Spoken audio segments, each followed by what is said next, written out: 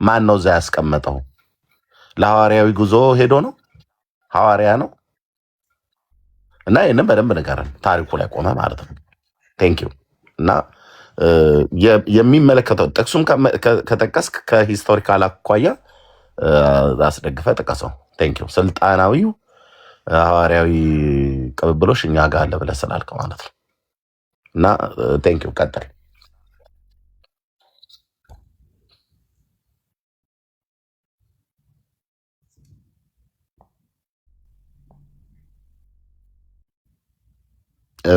ቀጥሎ እንማችን ልኬልሃለሁ። ማይኩን ኦፍ ስለሆነ መቀጠል እችላለሁ።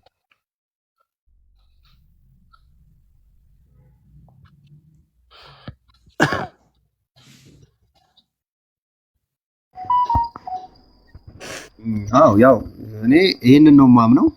ከዚህ በተረፈ ላለው ነገር መጽሐፍ ቅዱስን ሳይሆን ሂስቶሪካል ነገሮች እናንብብ፣ ሁላችንም እናንብብና እንፈልገው። እኔም አንብቤ ለምሳሌ ማርቆስ ማን እንደሆነ በደንብ ምክንያቱም ሁሉም ታሪክ ስላለ ምንም ችግር የለውም፣ አምጥቶ መነጋገር ይቻላል። ያን ያህል ኢሹ መሆን አንተ አታውቀውም ማለት ነው። አንተ አታውቀውም ሳይሆን በደንብ ቃል በቃል መነጋገር ስላለ ምክንያቱም አንተ ምን አልከኝ? አድበስብሰ የምታልፋቸው ነገሮች ይበዛሉ አልከኝ። አክቹዋሊ አልተሳሳትክም። አድበስብሶ ማለፍ ግን አይደለም አማርኛው። ረግጠህ ለማውራት ኤቪደንሶች ይዘን ማውራት ስለሚጠበቅብን ነው እንጂ እኮ አታውቀውም ማለት ነው። አንተ ኤቪደንሱን አታውቀውም ማለት ነው። ለምን ምን ችግር አለ? አመጣልሃለሁ እኮ ኤቪደንስ። በቃ በማታውቀው እውቀት ነው። ኦርቶዶክስ ሐዋርያዊ ስልጣን አላት፣ ሐዋርያዊ ብትር አላት፣ ሐዋርያዊ ትምህርት አላት አልከኝ። እያወራሁ እኮ ነው። መንበረ ማርቆስ ይባላል አልኩ። ግን አንተ ምን አልከኝ? አድበስብሰህ አትለፍ። ካብራራህ በደንብ ማን ነው ማርቆስ ነው እያሉ ማን ነው ማርቆስ እኮ ነው እያሉ ቅዱስ ማርቆስ ከሐዋርያት አንዱ ቅዱስ ማርቆስ። እሺ ከሐዋርያቱ አንዱ መሆኑን ቅዱስ ማርቆስ ኦኬ፣ እየተደማመጠ ቅዱስ ማርቆስ ከሐዋርያቱ አንዱ ነው ብለኸኛል። ከሐዋርያቱ አንዱ መሆኑን አሳየኝ። እንዴት ከሐዋርያቱ አንዱ መሆኑ? ማርቆስ ከሐዋርያቱ አንዱ ነው?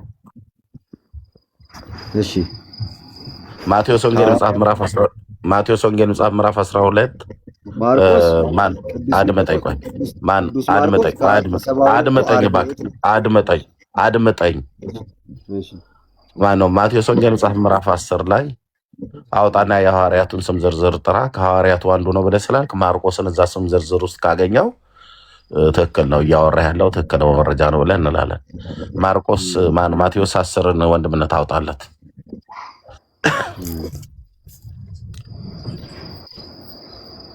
ማርቆስ ከሐዋርያቱ አንዱ ነው ብለናል። ከ72ቱ አርድእት አንዱ ነው ቅዱስ ማርቆስ። ከሐዋርያቱ ያልከውስ አርድእት ናቸው። ሐዋርያት ማለት እኮ ያው ከጌታ ጋር የነበሩ የሐዋርያት ስራ እኮ። ስለዚህ ከሐዋርያቱ ብለህ ስትል ከሐዋርያቱ አንዱ ነው ብለህ ስትለን ምንድነው?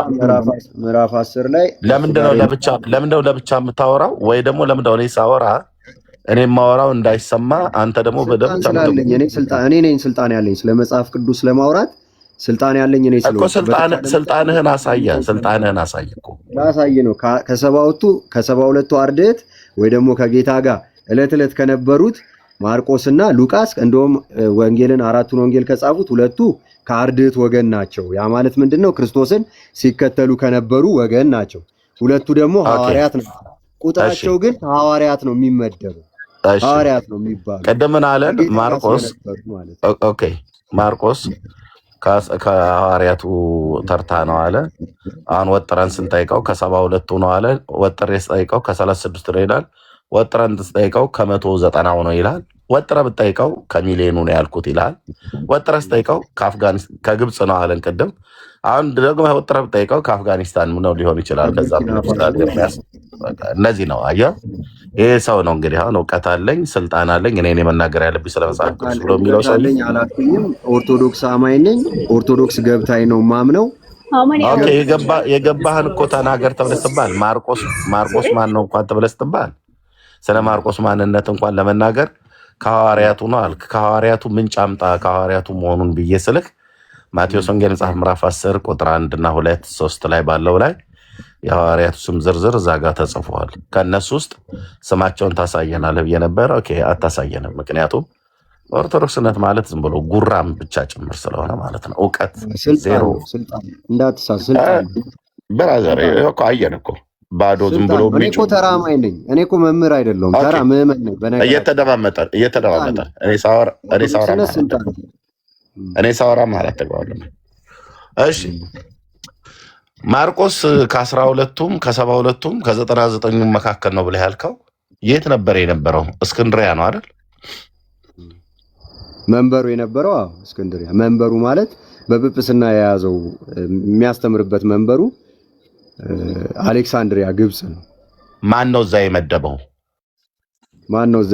ማለት ሐዋርያት ዕጣ ተጣጥለው በዓለም ሁሉ ሂዱ ስበኩ በተባሉት መሰረት ወጥተው በየሀገሩ ሰብኩ ነበረ። ማን ነው እዛ የመደበው ነው ያልኩህ። የጠየቅኩ ላይ አውራ ብራዘር። ማን ነው እዛ የመደበው ማርቆስን? እና አንተ ንገረኝ እስቲ ማን ነው የመደበው? አንተ የምታውቀው ከሆነ አንተ ንገረኝ። ይኸውላችሁ አያችሁ አይደለ? this is ኦርቶዶክስ ማለት እንደዚህ ነው። ስልጣን አለኝ ስለ መጽሐፍ ቅዱስ ለማውራት፣ ስልጣን አለኝ ስለ ሐዋርያቱ ቅብብሎች ለማውራት ብሎ ያለው ሰውዬ እንደዚህ ሲጠየቅ መልሶ እኔን ይጠይቀኛል። ማን ነው ቅዱስ ማርቆስን እስክንድሪያ ላይ እንዲቀመጥ የሾመው? ለምሳሌ ከረዳህ የመጣው ጴንጤ ቤት ነውና በዕጣ ተጣጥለው ዓለማትን ስለተባሉት መሰረት እሱም ውሸት ነው። የት ነው ዕጣ የተጣጣሉት? አንድም ቦታ ላይ ዕጣ የተጣጣሉት የለም። ዕጣ ተጣጥለው አይደለም እነሱ ወደ ዓለም የተበታተኑት። ይሄ የኦርቶዶክስ እንቶ ፈንቶ ቡቱቱ የሆነ ታሪክ ነው። ዕጣ ተጣጥለው ሳይሆን በመንፈስ ቅዱስ ተመርተው ነው የሄዱት። መረጃ ላሳያ። ጴንጤ ቤት ነው የመጣው። በሐዋርያት ሥራ መጽሐፍ ምዕራፍ 13 ቁጥር 4 ላይ አንተ ደግሞ የምታወራው ታሪክ ሚዩት አድርግ። ደግመህ ከከፈትክ እንደ በረሮ ታች ዱብ ነው ማድረግ። ሚዩት አድርግ። ደግሞ እንደ በረሮ ሰዶማውያን ይሄን ልታስፋፉ ነው እንዳታስወጡት። ይሄ ነው እንግዲህ ይሄ ነው ኦርቶዶክስነት ይታያል። ይሄ ነው መጽሐፍ ቅዱስን አውቃለሁ ብሎ የሚል ሰው። ይሄ ነው እውነተኛ ማንነታቸው። ይሄ ነው እውነተኛ ማንነታቸው። ይሄ ነው። እኔ ግን ልናገር፣ ራሱ ነው የወረደው። ልብ በሉ። ይወዳሉ ይህንን ሰዶማዊነትንማ በጣም ነው የሚወዱት። ኦኬ ሐዋርያት ዕጣ ተጣጥለው ወደ አራቱ የዓለም ማዕዘናት ሄዱ ብሎ የሚለው የኦርቶዶክስ እንቶ ፈንቶ ቡትቱ የሆነ ድሪቶ የሆነ ትምህርት ነው። መጽሐፍ ቅዱሳዊ ትምህርት አይደለም። ዕጣ ተጣጥለው እኔ ህንድ ደርሶኛል ሃሌሉያ እያሉ እኔ ደግሞ ግብፅ ደረሰኝ እያሉ አይደለም ሄዱት። ዕጣ ተጣጣሉና ተበተኑ ብሎ የሚል ነገር የለም። ዕጣ የጣሉትም አንድ ቦታ ላይ ነው። እሱም በራሱ መንገድ የተውን ያስቆሮቱ ይሁዳን መንገድ ሌላ ሐዋርያትን ለመሾም በጌታ ፊት በጸለዩበት ሰዓት ላይ ዕጣ ጣሉ። ዕጣው በማቲያስ ላይ ወደቀ ይላል የሐዋርያት ሥራ መጽሐፍ ምዕራፍ 1 ላይ ማለት ነው። እዛ ጋር ብቻ ነው የሁሉ ልብ የምታውቅ አምላክ ብለው ከጸለዩ በኋላ ዕጣ ተጣጣሉ። 2 ሰዎች ተመርጠው ነበር። ከነዛ ሰዎች መካከል አንደኛው ማቲያስ ላይ ወደቀ። ጌታ የመረጠው በአስቆሮቱ ይሁዳ ምትክ የገባ ሆነ ማለት ነው። ዕጣ ተጣጥለው ከዛስ ውጭ ሐዋርያት ሲላኩ መንፈስ ቅዱስ ባዘዛቸውና በላካቸው መስመር እንጂ የሄዱት ዕጣ ተጣጥለው የሄዱት ዕቁብ አረገው እንዴ? ጊዮርጊስ ቤተክርስቲያን እሑድ ላይ የሚጣለው ዕቁብ መስሎት ነው እናቱ እዛ ሲሄዱ ዕጣ ጣልና ምናምን ነገር ብለው የሚሉት ማለት ነው።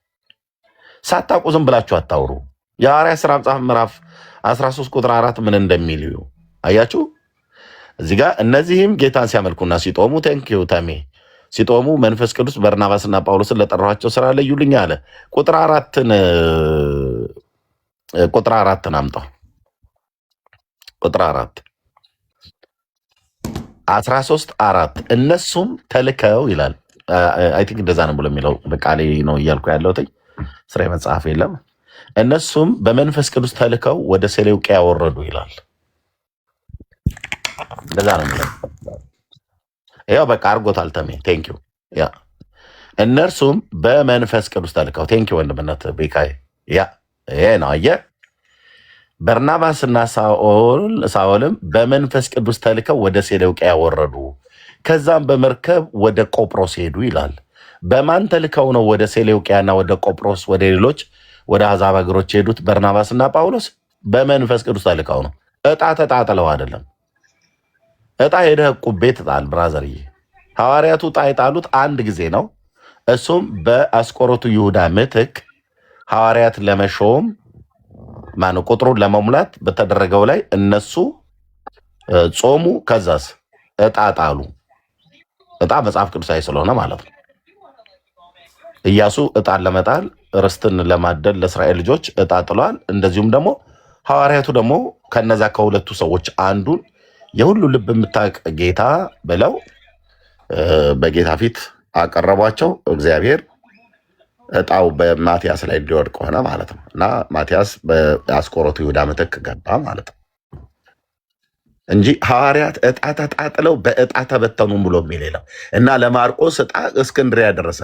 ውሸት ወንድሞች እናቶቼ፣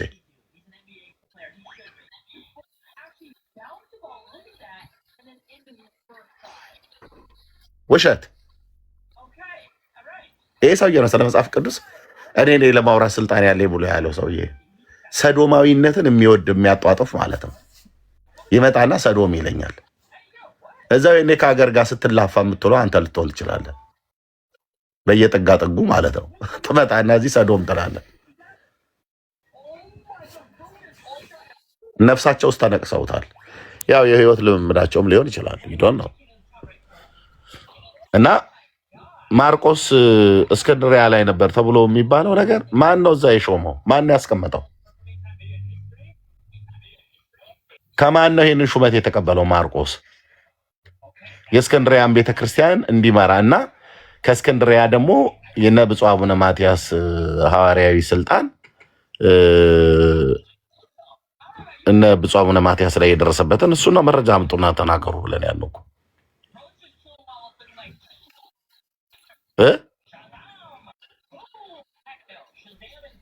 ሌላ ኦርቶዶክስ ካለ ኑ ግቡና እስኪ ሐዋርያዊ ስልጣን ከመንበረ ማርቆስ ነው ያመጣኑ።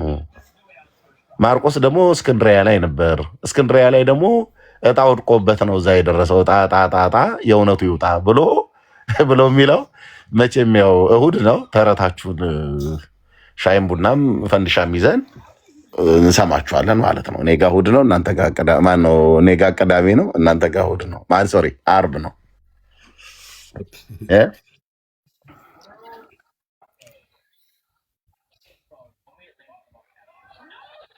ኑና ንገሩን።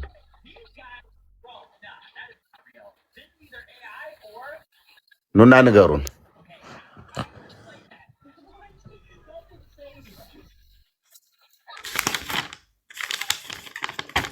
እና በቃ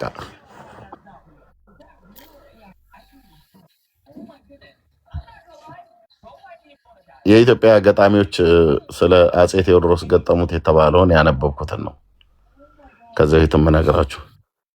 እና አፄ ቴዎድሮስ ዘመነ መሳፍንት በነበረበት ዘመን ላይ እሱን ለማስቀረት የኢትዮጵያን አንድነት ለማድረግ የተዋጉ ናቸው ከመሳፍንቱ ጋር ተብሎ ይባላል። እሳቸው የጎንደር ላይ ስለነበሩ የሸዋው አለ፣ የጎጃሙ ንጉሥ ተክለ ሃይማኖት እንደዚህ፣ የትግራዩ እንደዚህ አለ፣ አፄ ማነው የሚባሉ ብቻ እንደዚህ፣ የወሎው እንደዚህ አለ። ራስ ገዝ ማለት ነው። እና ሁሉንም ይንቁ ነበር የሚባል ነገር አለ። የኢትዮጵያውያን ጸሐፊዎች የኢትዮጵያ ታሪክ ላይ የተጻፈ ነው የምናገረው። እና መቅደላ ላይ ከሞቱ በኋላ ነው ይሄ ግጥም የገጠሙላቸው። እና ምን ብለዋሉ? የሸዋንም ንጉሥ ሲንቁ፣ የጎጃምን ንጉሥ ሲንቁ፣ የትግሬንም ንጉሥ ሲንቁ፣ የወሎንም ንጉሥ ሲንቁ፣ ወንድ ያለ ራስዎም ገድለው ማያውቁ ብለው ጻፉባቸው። ወንድ ያለማን ያለ ራሶ ገድለው ማያውቁ። ኢትዮጵያዊ አይጥመድህ። ኤርሚያስ ደግሞ የተጻፈ አያንብብ፣ ካነበበ አረሳለህ። እና አሁንም ኦርቶዶክስ እንደዚህ ናት። ኦርቶዶክስም ካቶሊክን ስትል ትንቅልሃለች፣ ጴንጤን ስትል ትንቅልሃለች። ሁሉንም ነው የምትንቀ፣ ሁሉንም። ግን ያ ወንድ ያለ ራስዎም ገድለው የማያውቁ እንደተባለችው አይነት ነገር ናት። ና ተናገር ሲ ታሪክን ብለህ ስትለው ያው እንግዲህ እኛ ስለ መንበረ ማርቆስ ነው የጠየቅነው። ማቴዎስ ወደ እስያ ሄደና ከዛ ደግሞ ከእስያ ተነስቶ ደግሞ በባህር ውስጥ እየመጣ እያለ ከዛ እንደገና ደግሞ ወደ ሶሪያ ደረሰ። የሚገርመው የሶሪያ ሰዎች ታሪካቸው በጣም ለየት ያለ ነው እና እነዚህ ሰዎች ደግሞ ጥንት የሚጋቡት የነበረው ከባቢሎን። የእኛ እኮ ጥያቄ ማርቆስ የት ነው ነው እየመጣሁ ነው ይላል። እሱ እንደ ክርስቶፈር ኮሎምበስ ዓለምን እየዞረ ቀጥታ ታሪኩ ላይ አውሩ ወገኖች። ታሪክ አውቃለሁ ብላችሁ የምትሉ ከሆነ ታሪኩ ላይ አውሩ። እኔ የኢትዮጵያ ኦርቶዶክስ ተዋሕዶ ቤተክርስቲያን አሁን ያለው የጵጵስና ሹመት የእግዚአብሔራዊ ሹመት ሳይሆን እግዚአብሔር በሚያውቀው ለሚናገር ሁሉ ካለ ይምጣ ፖለቲካዊ ሹመት ነው። አቤት ፖለቲካዊ ሹመት ነው። ብፁዕ አቡነ ማትያስ ፓትርያርክ የተሾሙት በምንድን ነው? በፖለቲካ ነው። በፖለቲካ ነው። ማን የመረጣቸው? የኢህአዴግ መንግስት። እኛን ልታሞኙን ትፈልጋላችሁ እንዴ? እንዴ ማንን ተክተው ነው የተሾሙት? ብፁዕ አቡነ ጳውሎስን። ለምን ተኳቸው? ብፁዕ አቡነ ጳውሎስ ሞቷ። እሳቸው ሲሞቱ ኢህአዴግ ስለነበር በወቅቱ ብፁዕ አቡነ ማትያስ ናቸው የተሾሙት። ብፁዕ አቡነ ጳውሎስ ለመሾም ብፁዕ አቡነ ማናቸው መርቆሬዎስን የጎንደሩ ተገልብጠው ማለት ነው አሳደው ማለት ነው ቤተክርስቲያኒቱ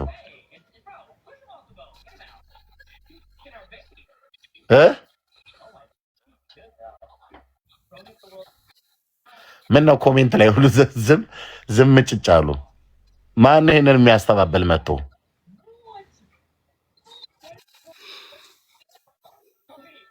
እዚህ ቤት የሚወራውን እውነት ዲና ያታደርጉትም። ብፁዕ አቡነ ማርቆስን ለማምጣት ብፁዕ አቡነ ቴዎፍሊዮስን ደርግን የገደላቸው መንግስቱ ኃይለ ማርያም በማን በጳጳሳቱ ፊርማን የተገደሉት። ጳጳሳቱ በሙሉ አይደል ይገደሉልን ብለው ፈርመው ብፁዕ አቡነ ቴዎፍሊዮስ የተገደሉት በሰባዎቹ እኮ ዓመተ ምህረት ያኔ ነው ማለት ነው። አቤት ጳጳስን ይገደልልኝ ብሎ ፈርሞ ካስገደልክ በኋላ ሐዋርያዊ ሹመት ቅብብሎች ተቀባብለን መተን እኛ ጋር ትላለህ እንደዚህ።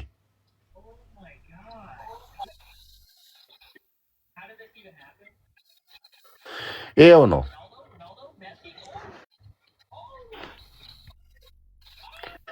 በሐዋርያዊቱ ሹመት ውስጥ በኦርቶዶክስ ሐዋርያዊቱ ሹመት ውስጥ እስላሞች ሁሉ እንዳሉበት ታውቃለህ።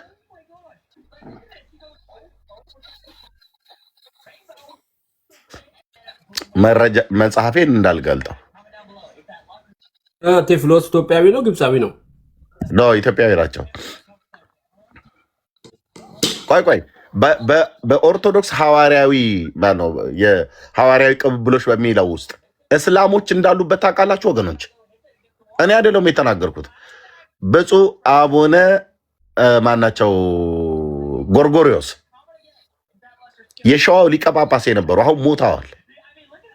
መጽሐፋቸው እጄ ላይ ያለ ስልህ ወንም አለም እመጀርጠዋለሁ።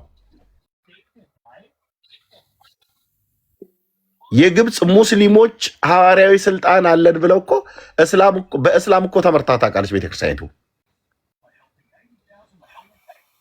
እንዴት ኤርሚያስችን ቤተክርስቲያን ስለምጣላ ብፁዕ አቡነ ጎርጎሪዮስ ናቸው የጻፉት። ዳር ትይዛለህ ብራዘርዬ።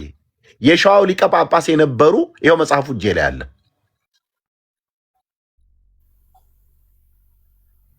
እስላም እኮ አላህ አክበር እያለ እኮ የመራት እኮ ቤተክርስቲያን እኮ ናት። ይመጣና ሰንሰለቱን ጠብቆ ተቀብሎ ተቀባብሎ እኛንን ማውራት ያለብን ብሎ ይላል።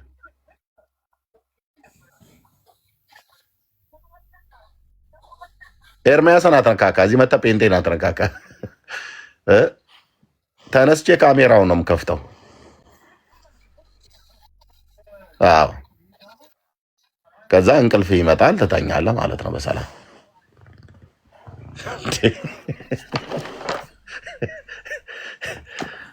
እስላም እኮ መርቷት እኮ የምታውቅ ቤተክርስቲያን ነች። የራሷ ጳጳስ ናቸው እኮ ሊቀ ጳጳስ ናቸው እኮ የጻፉት። በእስላም የተመራች ቤተክርስቲያን የኢትዮጵያ ኦርቶዶክስ መቼ ከግብፅ ሀገር ለ1600 ዓመት ጳጳሳት ሲያመጡ በእነሱ ውስጥ ሙስሊሞች ሁሉ ነበሩበት ብለው ያሉት የሸዋው ሊቀ ጳጳስ አቡነ ጎርጎሪዮስ ናቸው። መጽሐፋቸው ላይ የኢትዮጵያ ኦርቶዶክስ ተዋሕዶ ቤተክርስቲያን ታሪክ መጽሐፍ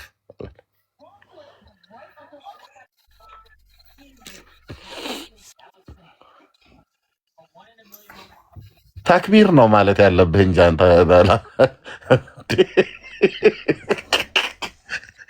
ደግሞ ይመጣና ሐዋርያ ቀብሎሽ ይላል እንዴ? ተው አይ ኤዲያ ይላሉ የኢትዮጵያ እናቶች። ተው እሺ፣ እልቅ ቀልድ ነው እየቀለድን ያለ ነው ብላችሁ ምትሉ ከሆነ እሺ፣ ያው ቅዳሜ ነው መጪውም እና እንደዛ መዝናኛ ነው። አርብ ከሰኞ እስከ አርብ ድረስ እኮ ኤርሚ በስራ ስንደክም ይዋል ነው እና መተን ትንሽ እናንተ ጋር ለመቀለድ ነው ብለህ ካልክ ኦኬ፣ እናንተም ኑ ቀልዱብን፣ እኛም እንቀልድባችኋል። ስንቀልድ ግን ቀልዱ በመረጃ ላይ ይሁን። ቀልድም ራሱ ጣዕም ያለው በመረጃ ላይ ሲሆን ነው። እኔ ግን አልቀልድም። አንድ ሰው ገብቶ ይህንን አንተ ውሸታም ብሎ ሊል የሚችል የለም። ወንድምነት እዚህ የምንናገረው ነገር እያንዳንዱ ነገር አንገት ቀና አድርገን የምንሄድበት የራሳቸው ታሪክ የተጻፈው ላይ ነው ያለው። የኢትዮጵያ ኦርቶዶክስ ተዋሕዶ ቤተክርስቲያን በእስላም ተመርታ ታውቃለች። ያ እስላም ከየት ነው መጥቶ የመራት? ከግብፅ ነው መጥቶ የመራት። ያ እስላም ጳጳስ ነኝ ብሎ ከዛ ከግብፁ ንጉስ ከነ ንጉስ አሽሪፍ ተልኮ እነ አሽሪፍ እነ ሙስጠፋ ልከው እዚህ ስትመራ ነበር። እንዴት ሐዋርያዊ ቅብብሎሽ ውስጥ ያ ሙስሊም ገባ?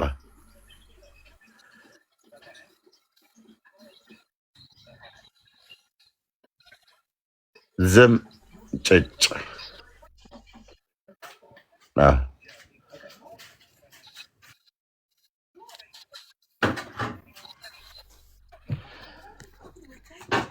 ይሄንን ሲያነሱ ለወደፊት ጠይቋቸው።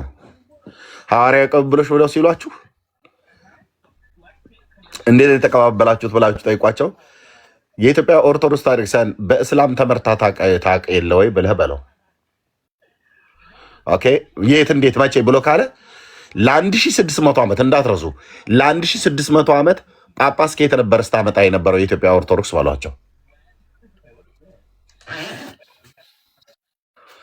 ኦኬ ከየት ነበር ስታመጣ የነበረው? ከግብፅ። እሱ ካልተናገረ ከግብፅ ነው።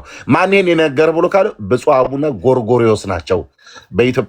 የኢትዮጵያ ኦርቶዶክስ ታሪክሳን ታሪክ መጽሐፋቸው ላይ ጻፉት ብለህ በለው።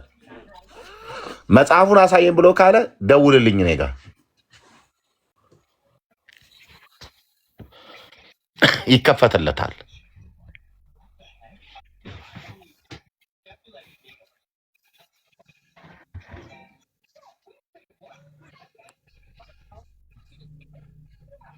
ራሳቸው ናቸው ጳጳሱ ናቸው የጻፉት። ምን እናደርግ?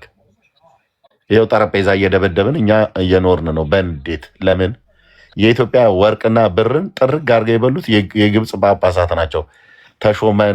ተሾመው ኢትዮጵያን ሊባርኩ መጡ እያሉ እኛንን የባረክናቸው እንዴ? ምን ይባርኩናል? ከግብፅ ጳጳስ መጣ ኢትዮጵያን በኪደተ እግራቸው ሊባርኩ እየተባለ ማለት ነው። መጥቶ 7 መስጊድ ነው ሰርቶ ሄደው ጳጳሱ። አቤት መስጊድ የሚያሰራ ሐዋርያዊ ቅብብሎሽ! አቤት ለምን አትገቡም? መታችሁ ለምን አትገቡም?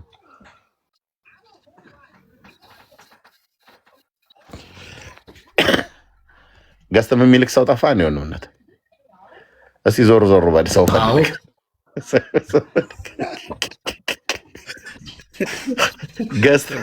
ገዝተ ላይ በቃ ፔንቴው እኮ ነው የሚልከው። ውረዱ ፔንቴዎች፣ ወገኖቼ ውረዱ። እናንተ ታች ፈንድሻ ምናምን ነገር ይዛችሁ መስማት ነው። ኖ ንገሩን፣ እንዴት ከግብፅ ጳጳስ መጥቶ ኢትዮጵያ ውስጥ 7 መስጊድ አሰርቶ እንዴት ይሄዳል? እንዲህ አይነት ሐዋርያዊ ሹመት አለ ወይ? የትኞቹ ሐዋርያት ነበሩ በየሄዱበት ሀገር መስጊድ ሲያሰሩ የነበሩት? ይህንን እኮ የጻፉት የኦርቶዶክስ ጳጳስ ናቸው። ታሪካችሁ እኮ እንደዚህ ነው የሚታየው።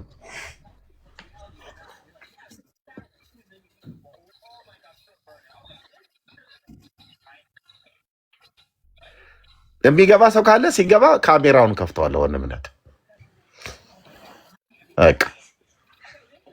ከዛው ከመጽሐፉ ጋር ይደባደባል። እኛን ይተወናል፣ ከመጽሐፉ ጋር ይደባደባል ማለት ነው። እሺ አንድ ሰው አገኘ መሰለኝ።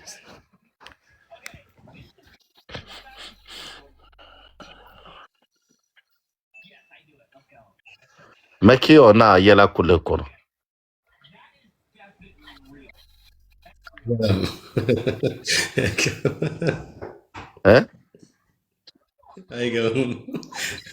ላይገባ ነው እንደ አንዳንድ ቁጥር የሚጽፈው።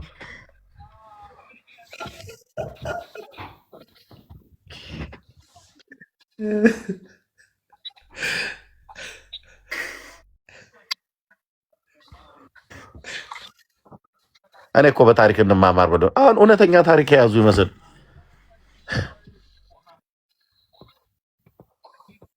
ማርቆስ እስክንድሪያ ላይ እንዲቀመጥ ማን ነበር የሾመው ከሐዋርያቱ? ኑ ይህን ታሪክ ንገሩኝ፣ ከኔ ጋር አውሩ።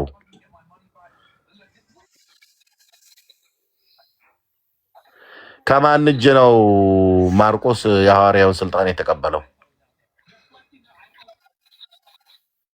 አዕማዶቹ የነበሩት እስክንድሪያ ነው ወይስ ኢየሩሳሌም ነበር?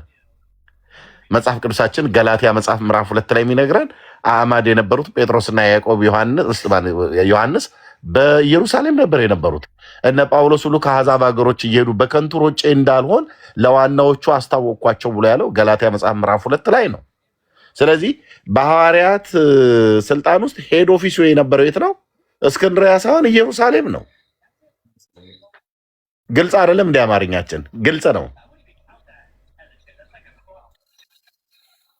አዕማዶቹ ጴጥሮስና ዮሐንስ እና ያዕቆብ ናቸው።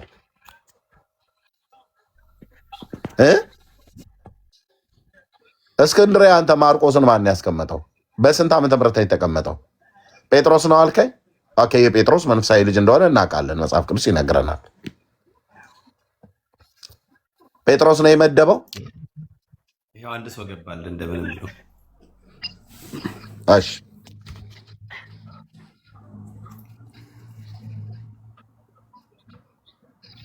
እሺ እንትን የሚሳደቡትን እዚህ ያላችሁ ሞዴሬተሮች ሚዩት አይደለም የሚደረገው፣ የቤት ብሎክ ነው የሚደረገው። ማለት ማየት ስለማልፈልግ ሁለተኛ ማለት ነው። እና ተሳዳቢዎች ያው ሰድቦ ነው ስሜታዊ የሚያደርጉት። አይ ሚዩት አድርጓቸው እንደምነት ከሰደቡ ብሎክማ ከተደረጉ ድጋሚ አናገኛቸውማ። እዚሁ እጃቸውን አስረህ ጆሯቸውን እንዲሰጡ ነው ማድረግ ነው። ሚዩት ሲደረግ እጅ ነው የምታስረው። ከዛ እየመራው ሚሆን ይሰማል ማለት ነው። ወጣ እኮ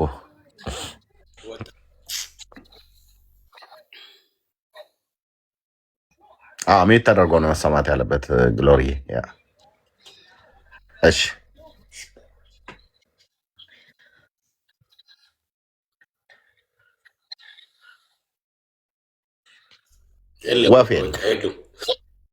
ወፍ የለም። ቢመጣ አስታቅፈዋለሁ። የእስላም አባቱን ብፁዕ አቡነ መሐመድን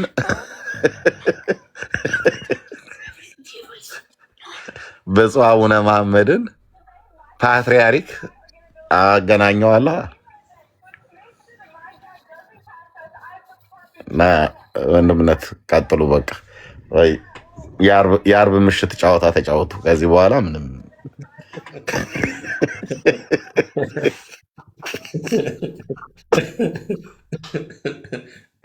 ተስፋ ቁረጥ።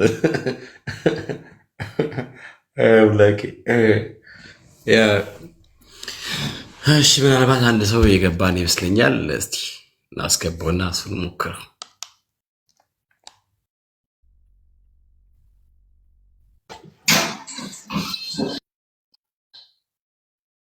እሺ ኤቢ ሰላም ለአንተ ይሁን። እንኳን ደህና መጣ።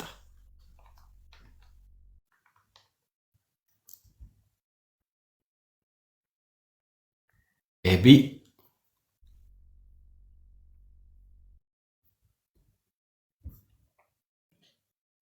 ከባድ ነው። ከባድ ሚዛን ወጣ።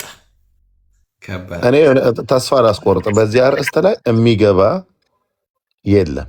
በጊዜ ልቅ ብትተኛ የተሻለ ነው። ቤኪ ወይ አርዕስቱን ቀይረው እንዴ! ይሄ እኮ ምንም እኮ የማያንቀሳቅስ እኮ ነው። ከባድ ነው። በነገር ላይ ግን ወንድም እኔ የእኔ እምነት አለ። ምን አይነት እምነት አለ የመሰለ ያው ሁሉ ጊዜ ሜይ ቢ ሰምተህ ሊሆን ይችላል ብዬ አስባለሁ። እና አንድ ሰው ቤተክርስቲያኑ የጌታ ቤተክርስቲያን ነች ብሎ ለማውራት የሚችለው ከምን ተነስቶ ነው? ላይክ ምንድን ነው እንደዛ ብሎ እንዲያወራ እንዲናገር ያደረገው የሚል ጥያቄ መነሳት አለበት ብዬ እኔ አስባለሁ። እኔ እንደዛ አምናለሁ። ይህን ጥያቄ እኔ መልሶልኝ ያገኘሁት ፔንቴኮስታል ናቸው ብዬ አምናለሁ። ምን ማለት ነው?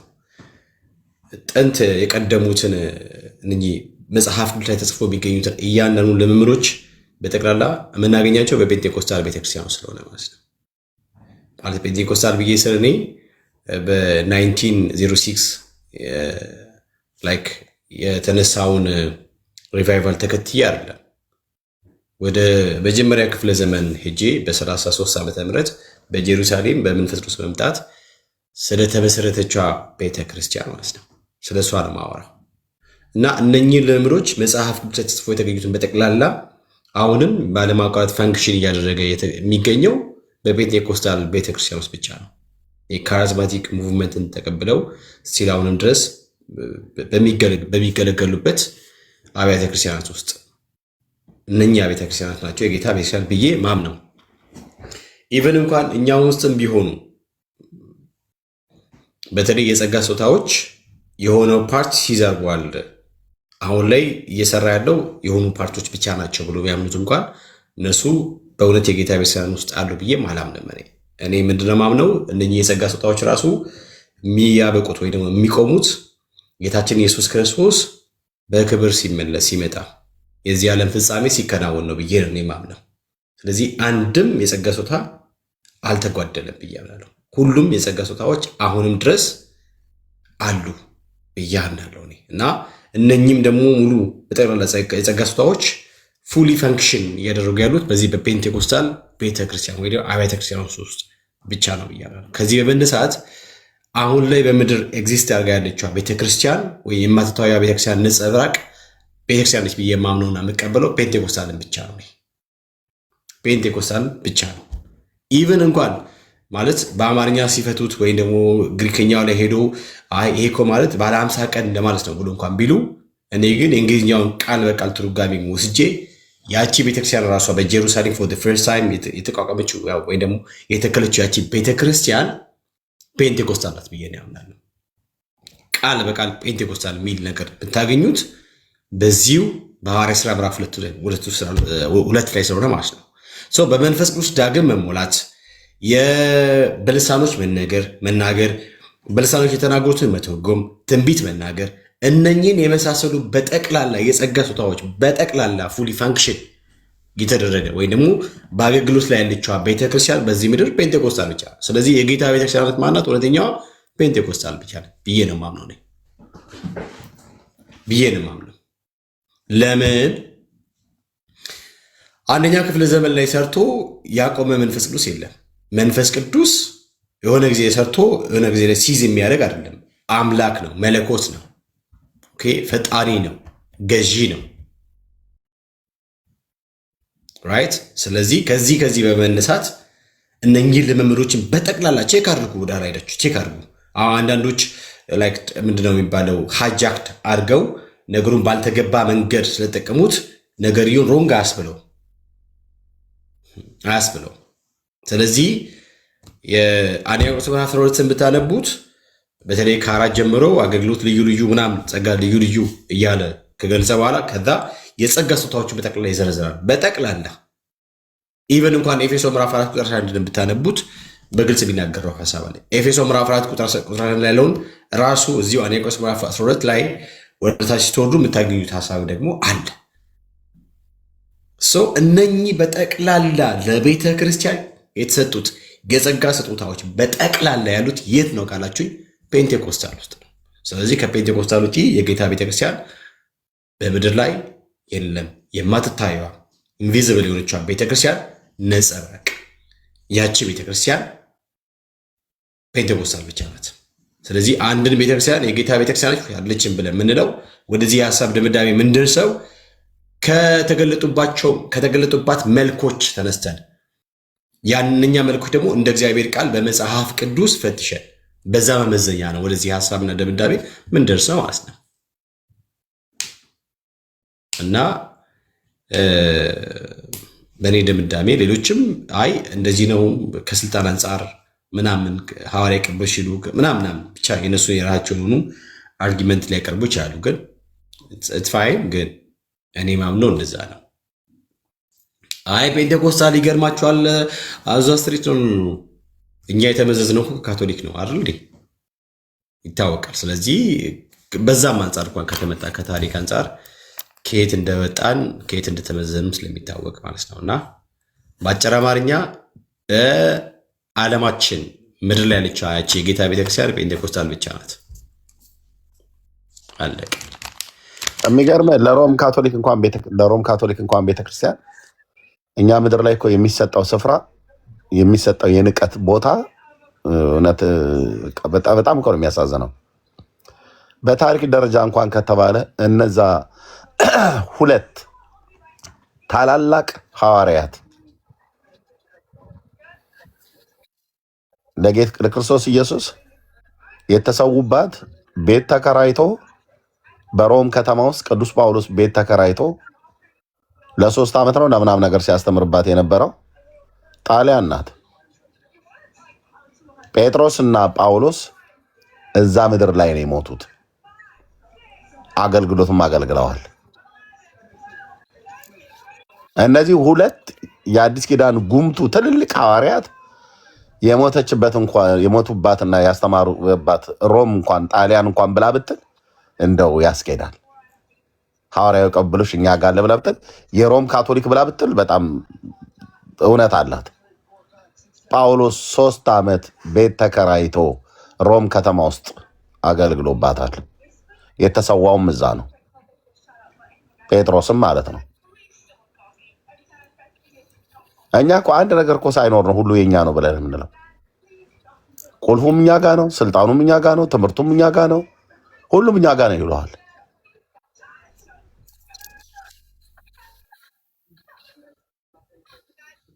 እና እንዲህ አይነት ነገር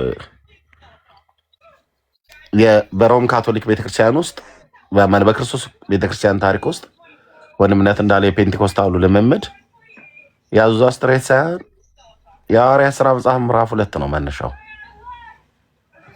ኦኬ የሐዋርያት ሥራ መጽሐፍ ምዕራፍ 2 ደግሞ የመንፈስ ቅዱስ መውረድ የሆነበት የተደረገበቱ በዓል እሱ ደግሞ የእግዚአብሔር ለእስራኤል ልጆች የሰጣቸው ለብዙ ሺህ ዓመታት ሲያከብሩት የነበረ በዓል ነው። በዓለ ሀምሳ የተባለው ማለት ነው።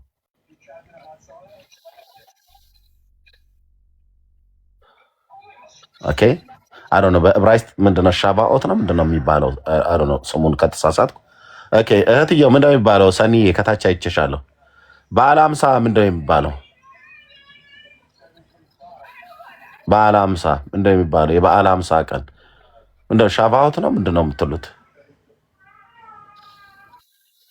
ሮሽ ሃሻና አይ ቲንክ አዲስ ዓመት መሰለኝ። ይምታቱብኛል አዲስ ዓመትና እንትን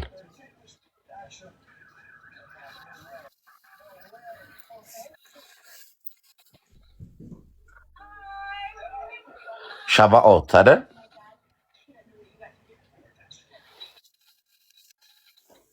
ያ ቴንክ ዩ። አዎ ልክ ነው። በቃ አልተሳሳትኩም ማለት ነው። ጌታ ይባረክ። ሻባኦት የሚባለው በዓል ደግሞ ጌታ ለአይሁዳውያኑ ከሰጣቸው ከሰባቱ አበይት የጌታ በዓላት በመጽሐፍ ቅዱስ ላይ የጌታ በዓላት ተብለው ከተጻፉት ውስጥ ዘሌዋውያን 23 ላይ አለ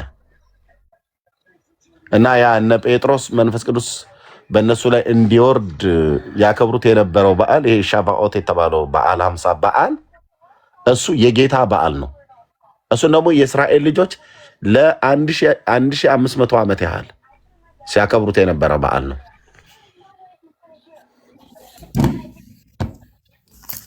አለቅ ጌታ የኔ በዓል ነው ብሎ ያለውን እነሱ እነኝም በዓላት ነው የማውቀው። እኔ እንደው በዓል ብናከብር ማክበር ያለብን የእነኛም በዓላት ነበር።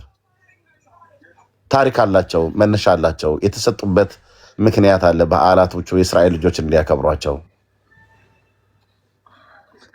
የሻባኦትን የበዓለ ሃምሳን በዓል ለምን ታከብራለህ? የሱኮትን በዓል ለምን ታከብራለህ? የፔሳ ወይ ደግሞ ፋሲካ ለምን ታከብራለህ ተብሎ ቢባል እያንዳንዱ እግዚአብሔር ከህዝቡ ጋር የገባውን ኪዳንና በአዲስ ኪዳን ተፈጻሚነት ያላቸውን ያስተምራል ማለት ነው። እኛ እኮ ዛሬ እኮ የዓመቷ ወለተ ስላሴ ነች ብሎ ይልሃል ይመጣል።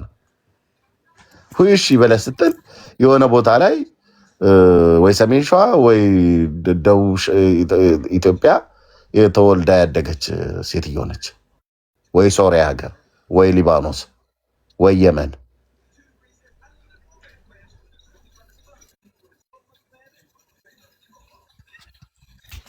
እና በረከቷ ይደርባችሁ ከበረከቷ ያሳትፈን ይልሃል። ምን ታሳትፋለች? ምን ታሳትፋለች? አንዲት የአረብ አሮጊት ምን ነው የምታሳትፈን? ወንድም አለ ሽማግሌ ምኑ ነው ከበረከቱ ያሳትፈን ቡራኪ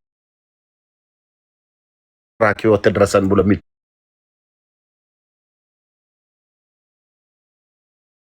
ምኑን ያሳትፋል?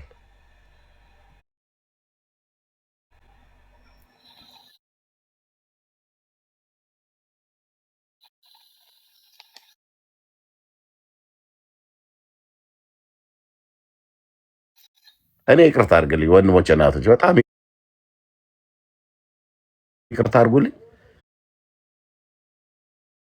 እንኳን አንድ የአረብ አሮጊትና የእግዚአብሔርን ቃል በድፍረት ተናገሩ ይላል። እዚህ በመንፈስ ቅዱስ ደጋግሞ መሞላት የመሞላቱ ልምምድ ያለው የት ነው? የት ነው? ስለዚህ ከነዚህ መልክ እንኳን ተነስተን ቤተ ክርስቲያናችን የኛ የጌታ እውነተኛ ቤተክርስቲያን ናት ወደሚል ሀሳብ ደምዳሜ ያደርሰናል። እነኚህ ልምዶች የት ነው ያሉት ነው? በልሳን መናገሩ ለምሳሌ የሥነ ሥርዓት ጥያቄ ይነሳ ይችላል። አዎ በዚህ ጋር ቢሆን እንደዚህ ቢሆን ይሄ ባይደረግ ምናምን ብሎ ሐዋርያ ጳውሎስ ለቆሮንቶስ ሰዎች እንደጻፈው አንደኛ ቆሮንቶስ ምዕራፍ 14 ላይ እንዳለው ሀሳብ ማለት ነው። ሁሉን ነገር በስርዓት መሆን እንዳለበት ሼፕ አፕ እንዳደረግ ወይ ማድረግ እንዳለባቸው በመልእክቱ እንዳሳሰበ ማለት ነው። የሐዋርያት ሥራ ምዕራፍ 6:3 ደግሞ እንደዚህ ያለ ለምሳሌ ስለዚህም ወንድሞች ሆይ ከእናንተ መካከል በመንፈስ ቅዱስና በጥበብ የተሞሉ ውጭስ በመንፈስ ቅዱስና በጥበብ የተሞላ ይሄ መሞላት የሚሉ ነገር ኢቭን እንኳን እኔ በጣም ነው የሚገርመኝ የዲያቆናት አመራረጥ እንኳን እኛ ጋር ከተመጣ ውጭስ መጽሐፍ ቅዱሱን ጠብቆ ወይ ደግሞ የሐዋርያቱን ትምህርት ጠብቆ ነው የዲያቆናት ምርጫ እንኳን የሚካሄደው እኛ ቤት ውስጥ ወይ ደግሞ እኛ ቤተክርስቲያን ውስጥ አንድ ዲያቆን ለመመረጥ ምን መሆን አለበት? ምን ሪኳየርመንት ነው ሊያሟላ የሚገባው የሚሉት እነዚህ ነገሮች በጠቅላላ መጽሐፍ ቅዱሳዊን መሰረት ባደረገ መልኩ ላይክ የዲያቆናት ምርጫ ቢከናወኑ ራሱ እኛ ጋር ነው። ስለዚህ በጣም ብዙ የምናነሳቸው መልኮች አሉ። በነገራችን ላይ እነኚህ ልምምዶች መሬት ወርደው ሲታዩ ከእግዚአብሔር ቃል ጋር ሲዛመዱ ኦኬ መልኮቹ የሚገኙት ፔንቴኮስታል ጋር ነው ማለት ነው። ስለዚህ የጌታ ቤተክርስቲያን የትኛዋ ናት? ፔንቴኮስታል ብቻ ናት። ፔንቴኮስታል ናት። ኦኬ ደቀ መዛሙርቱን በደስታና በመንፈስ ቅዱስ በጣም ይገርማል። እንደዚህ ተሙሉ የሚለው ነገር በተደጋጋሚ እናገኛለን። ሌላ ደግሞ ቅድም ያልኳችሁ ለምሳሌ አንደኛ ቆሮንቶስ ምዕራፍ 12 ላይ ያለውን ሀሳብ ደስ ሲለኝ እኔ እሱን ፓርት በነገራችን ላይ እና እኔ በኢየሱስ ስም ማለት በቃ ይህ ካራዝማቲክ የሆነ ነገር ላይክ ፔንቴኮስታል ሙቭመንቶች በጠቅላላ እንዴት የጌታን ነገር እንደሚያሳይ ብታዩ እና እውነትም የጌታ ቤተክርስቲያን እንዳላችሁ እንዴት እንደሚያስረግጥላችሁ ብታዩ ቢካዝ መንፈስ ቅዱስ በነፃነት ስለሚሰራ ማለት ነው። እሱ ብቻ አይደለም። ለምሳሌ ደግሞ ከነገረ ድነት አንጻር ውስብስብ ያልሆነ ግልጽ በተቀመጠ በእግዚአብሔር ቃል ወይ ደግሞ በሐዋርያቱ አስተምህሮ መሰረት ወይም በክርስቶስ ትምህርት መሰረት ይሄ ነው የነገረ ድነት ሰው መዳኛ ሰው የሚድነው በዚህ መንገድ ነው ብሎ ሐዋርያዊን ትምህርት በግልጽ እንደዚህ አሳይቶ ኦኬ ዊዛውት ኤኒ እንትን ማለት በጣም ኮምፕሊኬትድ ባልሆነ መንገድ እያስተማረ ያለው ማለት ነው ፔንቴኮስታል ነው። እና አይም ሶ ሃፒ ቢን ላይክ ፔንቴኮስታል መሆኔ ኤንድ ፕራውድ አደርጋለሁ። በዛም ደግሞ በነገራችን ላይ በጣም ነው ፕራውድ ማድረገው በልሳን መናገሩ ደስ ሲል። እኔ አሁን እኛ ቸርች በጣም ደስ የሚለው በልሳን ስለሚጸለይ ማለት ነው። በጣም ነው በልሳን የሚጸለየው። ሰዎች ሁሉ በነፃነት ነው ጌታ የሚያመልኩት ተፈተው ምናምን። ይሄ ከየት ነው የመጣው? ግልጽ ነው። እና የጌታን ቤተክርስቲያን ከፈለጋችሁ ፈልጋችሁ የምታገኙት ፔንቴኮስታልን ብቻ ነው። ከፔንቴኮስታል ውጭ የለም። መጽሐፍ ቅዱስን ስታነቡ ስታጠኑ፣ በተለይ ሐዋርያ ሥራ እያንዳንዱን እንቅስቃሴ ሙቭመንቶችን ቸርች እንዴት ስፒድ እንዳደረገች ምናምን ነገር ከተመለከታችሁ በጠቅላላ እነዛ ልምዶች የምታገኙት ፔንቴኮስታል ብቻ ነው። ከዛ ውጭ አታገኙ።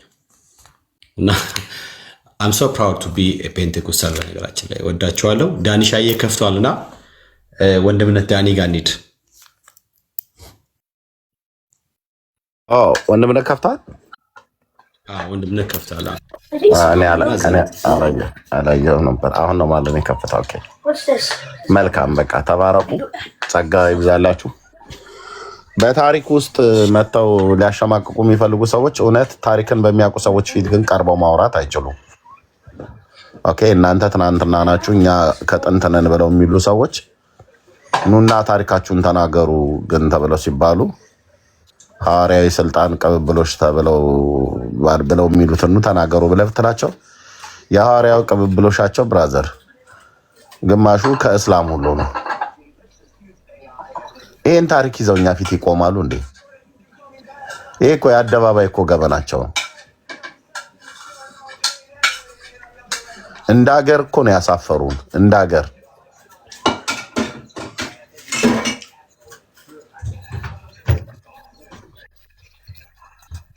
በፖለቲካ ተሻሾ መስጣበቃ አማራው በሚነግስ ሰዓት ላይ የአማራ ጳጳስ እየሾመ ትግሬው በሚሾም ሰዓት ላይ ትግሬ ጳጳስ እየሾመ ማለት ነው። ኦሮሞ በሚነግስ ሰዓት ላይ እኔ አሁን አብይ ነው ያላየሁትኝ። አብይ አሁን እነሱ እንዳደረጉት ቢሆን ኖሮ አሁን አብይ ብፁዕ አቡነ ማትያስን አስፈንግሎ ብፁዕ አቡነ መገርሳን ማምጣት ነበረበት። አየህ፣ ግን አላደረገም። አየው፣ እያንዳንዱ ፖለቲካው መንበር ሲፈናጠጡ ጳጳስም ይዘው ይመጣሉ። ግልጽ አይደለም ወይ?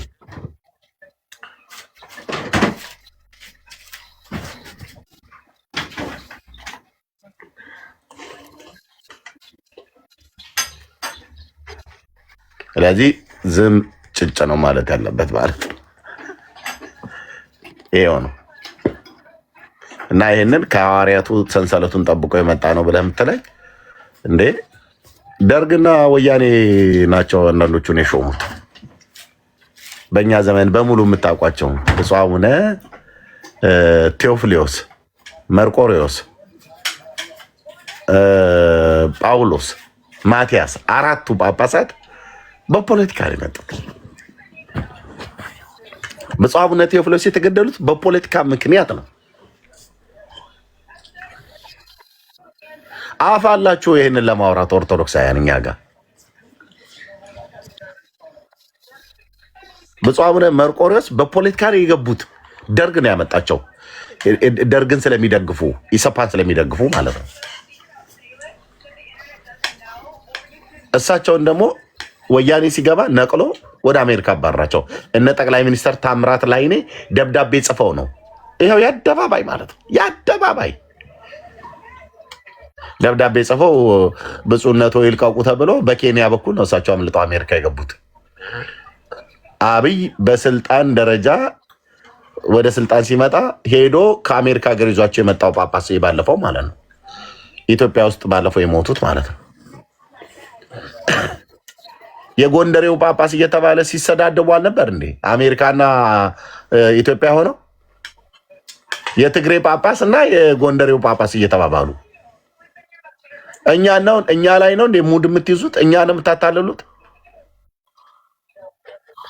ማን ነበር እንደውም አቶ ማን ነበር ስማቸው በዓለማዊ ስማቸው የኢትዮጵያ ውስጥ የነበረው የአሜሪካኑን አውግዟል። የአሜሪካ የነበረው የኢትዮጵያን አውግዟል። በዓለማዊ ስማቸው እየተጠራሩ ደመላሸው ማነው ቁምላቸው ነው። አይ ቲንክ የዓለማዊ ስማቸው ይመስለኛል። እንደዚህ አይነት ነገር አቶ ደንበላሽ እየተባባሉ ማለት ነው። አልሰማህም አይደል ቤኪ? አንተ የተሰማለህ ብራዘር። እኛን እዚህ ያብሽቁን ያድርቁን እንጂ የተሰማለህ ማለት ቪዲዮ አለ እናወጣዋለን። በዓለማዊ ስም ጳጳሳት እየተሰዳደቡ የሩቅ ዘመን እኮ አይደለም። ያኔ ቤኪ ብይ እየተጫወተ ነበር ህፃን ስለሆነ ነው ብዬ አይደለም። ከ6 ነው ከ7 ዓመት በፊት እኮ የነበረ እኮ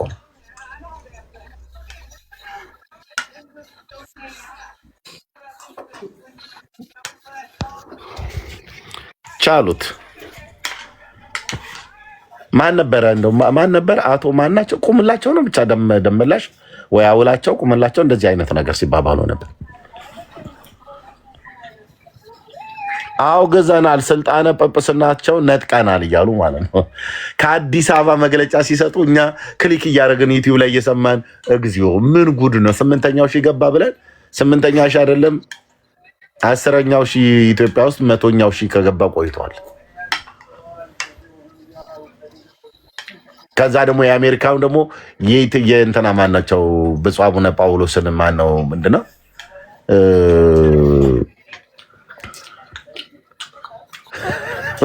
ማን ነው ስማቸው ብላ ያላቸው ዓለማዊ ስማቸው ማን ነበር? ዲያቆን እስቲ አስታውተኝ ከታች ወዲያ ራስ ከሜላ ናስ ነገረን ስማቸው ማን ነበረ ብለው ያሉት የብፁዕ አቡነ ጳውሎስ የዓለማዊ ስማቸው ማን ነበር? ያኔ ሲሰዳደቡ በነበሩበት ሰዓት ላይ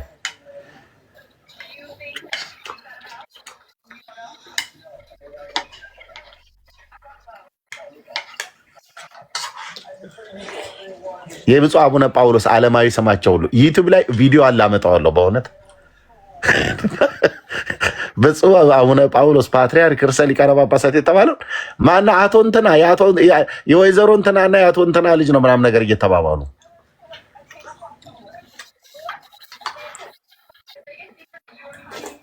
ሀጎስ ነው ስማቸው፣ ዓለማዊ ስማቸው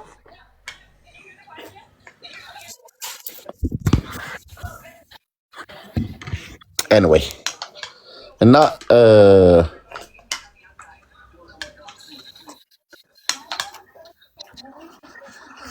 ገብረ መድህንም የሚባል ሀጎስ የሚባል ግን እስከዚህ ድረስ ነበር ሲጠራሩ የነበሩት እና አንዱ ለአንዱ እንደዚህ ከስልጣን ሸረነዋል አውርደነዋል የተባባሉት በፖለቲካ ተሿሹመው ነው እንጂ የሐዋርያቱን ስልጣን ከያዙ ብፁዕ አቡነ ጳውሎስን ልታወርዳቸው አይገባም።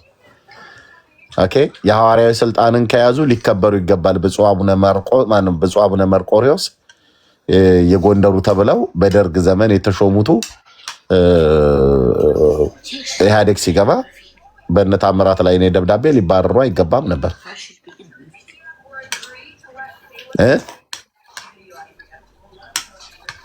ገብረ መድህን ነው። ኦኬ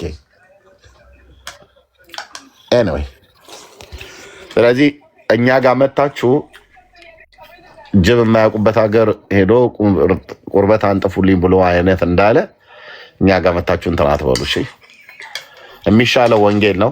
የሚሻለው የእግዚአብሔር ልጅ ኢየሱስ ክርስቶስን ማመን፣ በስሙ በማመን የሚገኘውን የኃጢአትን ይቅርታ ማግኘት ነው። ከዘላለም ፍርድ መዳኛው እግዚአብሔር ልጁን ሰጥቷል። ልጁ ወደዚህ ዓለም መጥቶ መተኪያ የሌለውን ውድ ነፍሱን እስኪሰጥ ድረስ እኔን፣ አንተን፣ አንቺን፣ ዓለሙን ሁሉ ወዷል። እስከ ሞት ድረስ እስከ መስቀል ሞት ድረስ የወደደንን የእግዚአብሔር ልጅ ኢየሱስ ክርስቶስን እንወደዋለን ብለን ካል የሚወደኝ ቢኖር ቃሌን ይጠብቃል አባቴም ይወደዋል ብሎ እንዳለ ቃሉን ጠብቁ። በቃ ቃሉን ጠብቁ። የእሱ የዋህ ትሁት ቅዱስ አዳኝ ሆኖ ከሰማያት መጥቶ ነፍሱን ስለ ነፍሳችን ቤዛ አድርጓታል።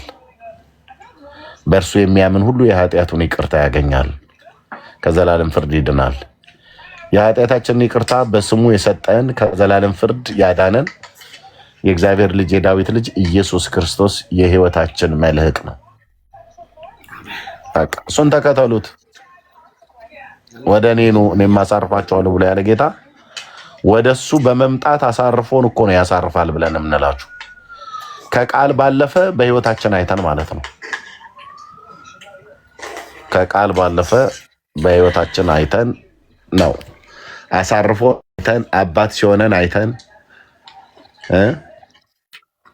ትህትናውን አይተን ፍቅሩን አይተን የዘላለም ምሕረቱን አይተን የጸጋውን ባለጠግነት አይተን አረጋግጠን ህይወት ተገለጠ አይተን ማል ብለው እንዳሉ ልክ ሐዋርያቱ በስጋ አይናቸው ስላዩት በስጋ እጃቸው ነክተውት ነበር። በስጋ እጃችን ባንነካውም ግን ምሕረትና ቸርነቱ ፍቅሩ ህይወታችንን ነክቶት አድኖን ነው ያድናል ብለን የምንለው። ስለዚህ ጌታ ኢየሱስ ይባርካችሁ። ተባረኩ። ወንድምነት እንዳለው ዳንኤ ከከፈተ ዛኒድ 2 ቦታ ህዝቡ እንዳይከፈል ጸጋ ይብዛላችሁ። ተባረኩ።